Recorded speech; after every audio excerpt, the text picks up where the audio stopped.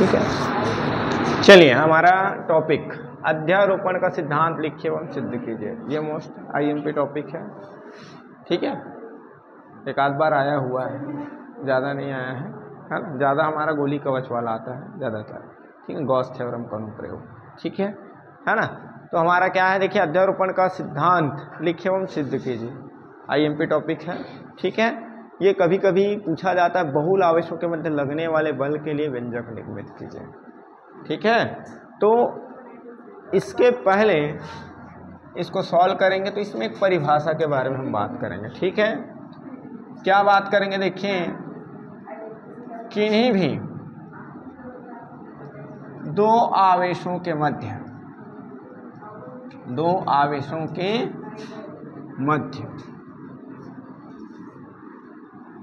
लगने वाले बल पर, ठीक है, किन्हीं भी दो आवेशों के मध्य लगने वाले बल पर किसी तीसरे आवेश की उपस्थिति का कोई प्रभाव नहीं पड़ता है, नहीं पड़ता है ना। ठीक है, बल पर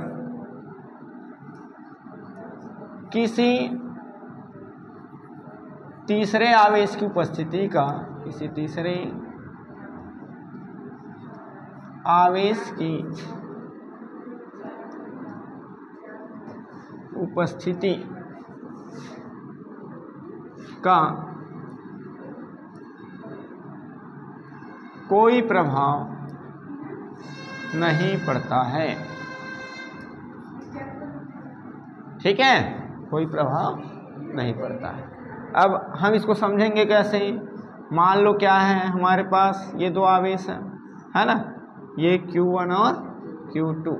ठीक है, ये दोनों आपस में एक दूसरे पर क्या कर रहे हैं, बल लगा रहे हैं, है ना। अब इनके मध्य हम क्या कर देंगे, कहीं इसके आसपास एक तीसरा आवेश Q3 ले लेंगे।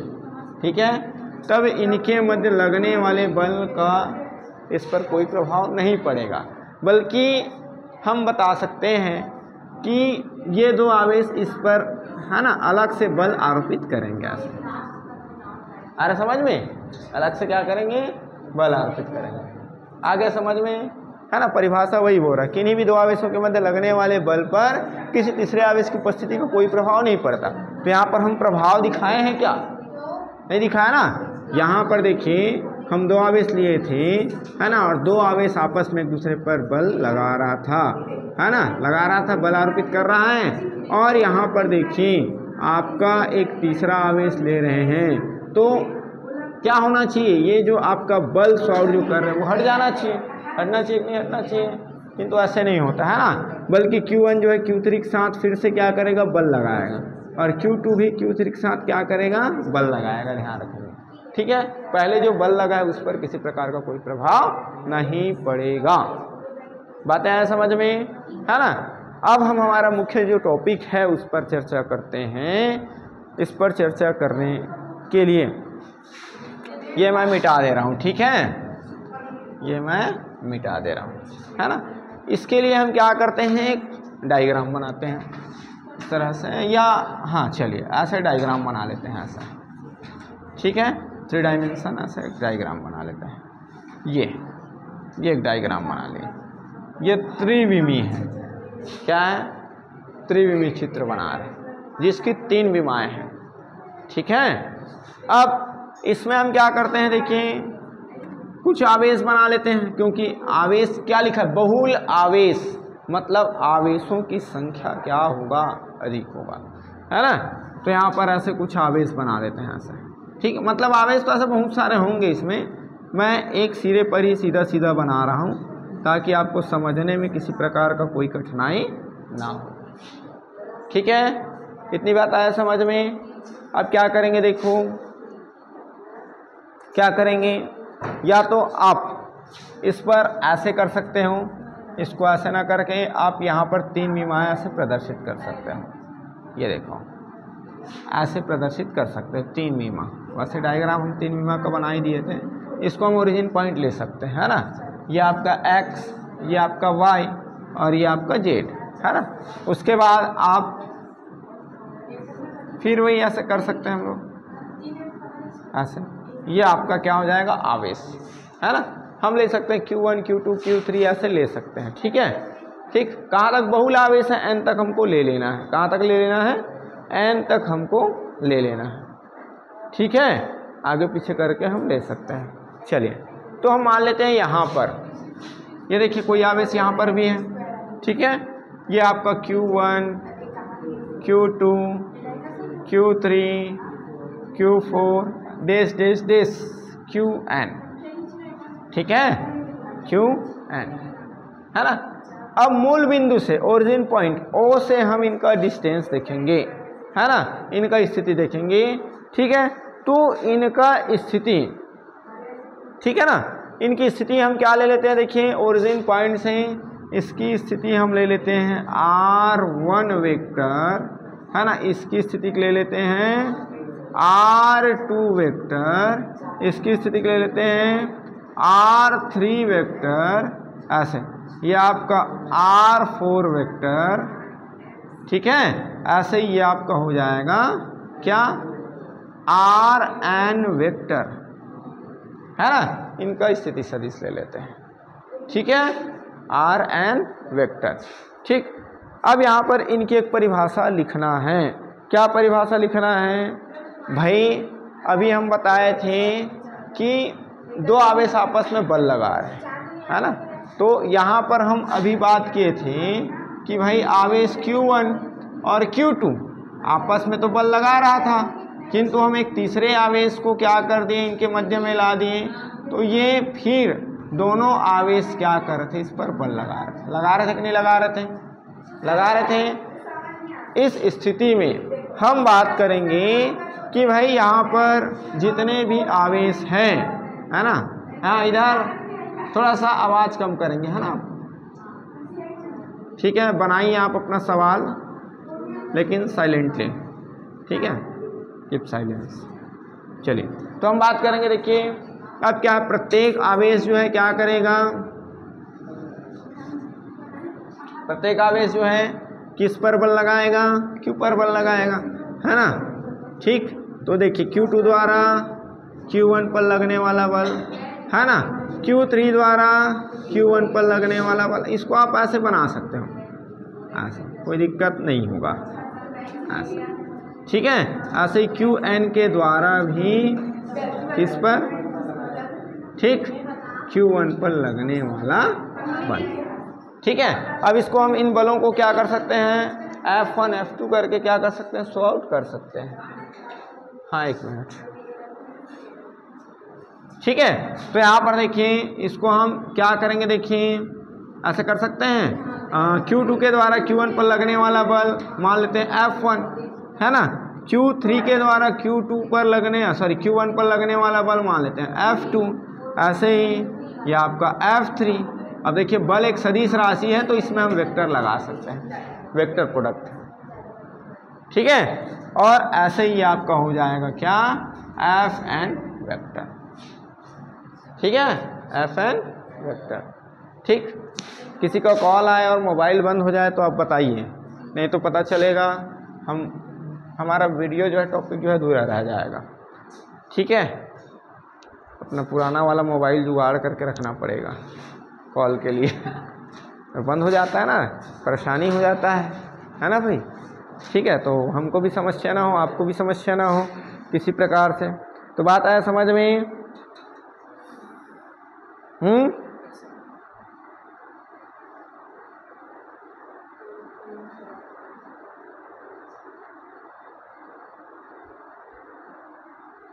चलिए। तो अब यहाँ पर हम इसका परिभाषा ऐसे लिख सकते हैं कि प्रत्येक आवेश क्या कर रहा है, केवल एक आवेश पर बल लगा रहा है ना। तो यहाँ पर देखिए हम लिख सकते हैं कई आवेशों द्वारा किन्हीं एक आवेश पर, किन्हीं एक आवेश पर लगने वाला बल, लगने वाला बल क्या होता है, प्रत्येक आवेशों द्वारा, ठीक है, प्रत्येक आवेशों द्वारा लगने वाले बलों के या बल के क्या होता है, सदिश योग के या सदिश योगफल के बराबर होता है, ठीक है। अर्थात हम इसको लिख सकते हैं क्या, कि भाई इस प्रत्येक आवेश द्वारा इस पर लगने वाला बल, परिणामी बल मान लेते हैं एफ वेक्टर, क्या मान लेते हैं, एफ वेक्टर, है ना। तब आपका देखिए Q2 द्वारा Q1 पर लगने वाला बल क्या हो जाएगा, F1 वेक्टर, फिर Q3 द्वारा Q1 पर लगने वाला बल F2 वेक्टर, फिर उसके बाद Q4 द्वारा, है ना, इसको 3 मान लेते हैं। आगे समझ में इतनी बातें, डेश डेश डेश, ये आपका कहाँ तक जाएगा, Fn तक जाएगा, क्योंकि हमारे पास आवेश कितने हैं, n है। आगे बात समझ में, क्योंकि हमारे पास आवेश कितने हैं, n है, ठीक है। या हम इसमें एक परिवर्तन ये कर सकते हैं, क्या कर सकते हैं, इसमें परिवर्तन किया जा सकता है ना। कैसे किया जा सकता है ये हम बता देते हैं। ये देखिए, ये आपका क्या है, परिणामी बल किस पर लग रहा है, पहले आवेश पर, Q1 आवेश पर, तो इसका परिणामी मान लो हम क्या ले लेते हैं, F1 ले लेते हैं, क्या ले लेते हैं, F1। तब हमको उधर चेंज करना पड़ेगा, कैसे चेंज करना पड़ेगा, ये देखिए, दूसरे आवेश के द्वारा पहले आवेश पर लगने वाला बल, फिर उसके बाद तीसरे आवेश के द्वारा पहले आवेश पर लगने वाला बल, फिर चौथे आवेश के द्वारा पहले आवेश पर लगने वाला बल, ऐसे ही एंड सो ऑन, nवें आवेश द्वारा पहले आवेश पर लगने वाला बल। बात आया समझ में इतनी कि नहीं आया, आ गया। अब हम किन्हीं दो आवेश को लेंगे और दो आवेश को लेकर क्या करेंगे, कूलाम का नियम हम क्या करेंगे, लागू करेंगे, ठीक है। कूलाम का नियम क्या करेंगे, लागू करेंगे, ठीक है ना। तो अब एक चीज ये भी बात कर सकते हैं, ये तो भाई ओरिजिन पॉइंट से डिस्टेंस R1 R2 R3 ऐसे लिए थे, मूल बिंदु से, है ना। अब देखिए Q1 और Q2 के बीच की दूरी, फिर Q3 से Q4 के बीच की दूरी, है ना। बात किया जा सकता है कि नहीं किया जा सकता है, किया जा सकता है, ठीक है। तो इसको लिखने के पहले हम इसमें थोड़ा सा थ्योरी जोड़ सकते हैं, है ना। माना कोई निकाय है, ठीक है, माना एक निकाय है ना, Q1 Q2 Q3 and so on, Qn आवेशों से मिलकर बना है, आवेशों से मिलकर बना है, ठीक है, बना है, ठीक है। अब क्या करेंगे, देखिए आवेशों से मिलकर बना Q1 Q2 Q3 आवेशों से मिलकर बना है, तब Q1 पर बना है ना, जिसमें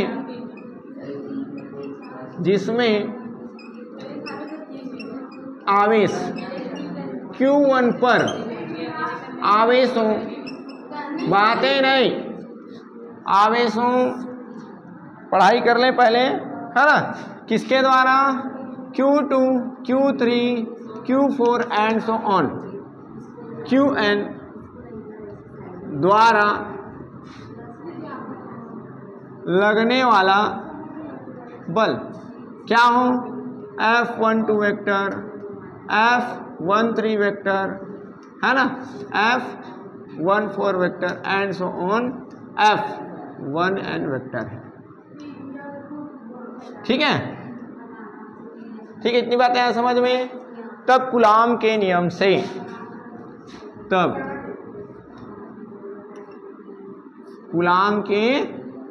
से, कूलाम का नियम हम पढ़े हैं, क्या पढ़े हैं कि दो आवेशों के मध्य लगने वाला बल क्या होता है, उनके परिमाणों के गुणनफल के अनुक्रमानुपाती और उनकी बीच की दूरी के वर्ग के क्या होता है, व्युत्क्रमानुपाती होता है।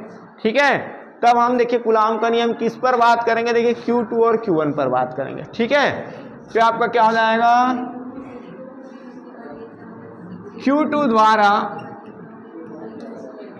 Q1 पर लगने वाला बल, ठीक है, चाहो तो यहां पर लिख लो आवेश Q2 द्वारा Q1 पर लगने वाला बल। ठीक है, तो कूलाम का नियम, कूलाम के नियम में हम क्या लिखेंगे, देखिए Q2 द्वारा Q1 पर लगने वाला बल 1/4πε0 है ना।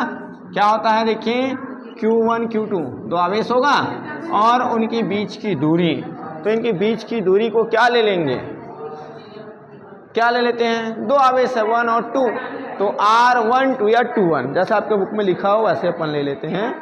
ठीक है, क्या लिखा हुआ है 1 2 है ना, तो ऐसे लिखा हुआ है देखिए, तो इसे हम लिख सकते हैं देखिए R12 स्क्वायर, मतलब यहाँ पर इनकी बीच की दूरी को हम ले रहे हैं देखिए R12, तो इसका हमको लेना पड़ेगा R13, इसका हमको लेना पड़ेगा R14 और इसका हमको लेना पड़ेगा इसका R1n।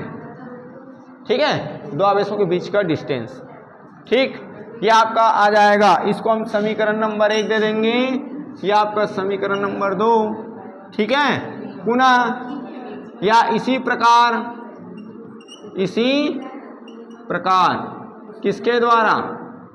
किसके द्वारा Q3 Q4 Q5 and so on Qn द्वारा Q1 पर लगने वाला बल, तो आपका क्या आएगा F13 आ जाएगा, है ना। तीसरे के लिए पहले किसके द्वारा, Q2 के द्वारा Q1 पर लगने वाला बल, अब Q3 के द्वारा Q1 पर लगने वाला बल। ठीक है, तो आपका आ जाएगा देखिए 1/4πε0 Q1 Q3 और ये आपका आ जाएगा R13 स्क्वायर।